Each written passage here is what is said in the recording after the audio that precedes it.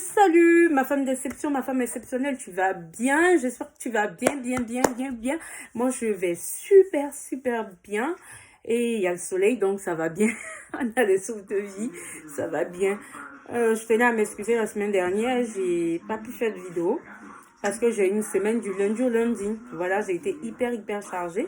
C'est vrai que cette semaine, c'est pas le top, mais au moins j'arrive à sourire, c'est l'essentiel. J'arrive à me poser un peu 5 ou 10 minutes, voilà.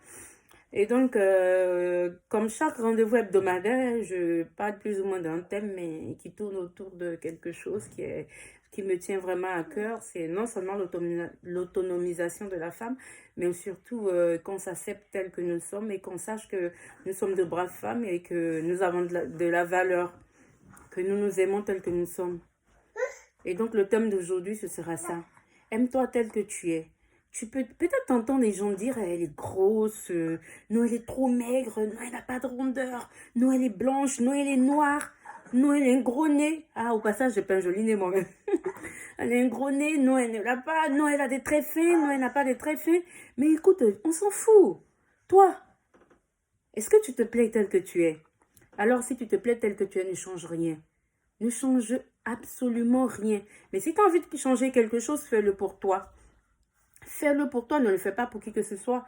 Je dirais qui sommes-nous pour juger autant les gens autour de nous. Vous n'avez pas remarqué que depuis l'année 2000, voilà, depuis les années 2000, les gens ont tendance à juger tout le monde. Non, tu grossis, pourquoi tu grossis? Non, tu maigris, pourquoi tu maigris? Ah non, mais c'est quoi ton style? Ah ben non, je m'en fous, quoi, voilà. C'est ce que je veux. Je veux que tu te dises que tu t'en fous, que tu vis dans ton monde à toi, que tu construis ton monde comme il te plaît, comme cela te sied, quoi. Ne vis pas aux dépens des autres ou parce que ton homme, par exemple, surtout nous les femmes, c'est l'illustration la plus parfaite parce que ton homme veuille que tu sois une femme comme ça, tu décides de rentrer dans ce carnaval-là. Non, je suis désolée. La question que je veux que tu te poses là, maintenant, ou si tu veux plus tard, c'est quelle est ma plus grande aspiration? C'est une question à laquelle moi j'ai travaillé longtemps avant de trouver une vraie réponse. Quelle est ta plus grande aspiration? C'est plaire à ton homme? Je suis désolée, tu te plantes. Ta plus grande aspiration, c'est percer professionnellement? Là encore, je te dirais que tu te trompes. Mais lorsque tu arriveras à comprendre que ta plus grande aspiration, ce à quoi tu aspires le plus, c'est à être heureuse, tu comprendras que la vie de X ou de Y t'importe peu.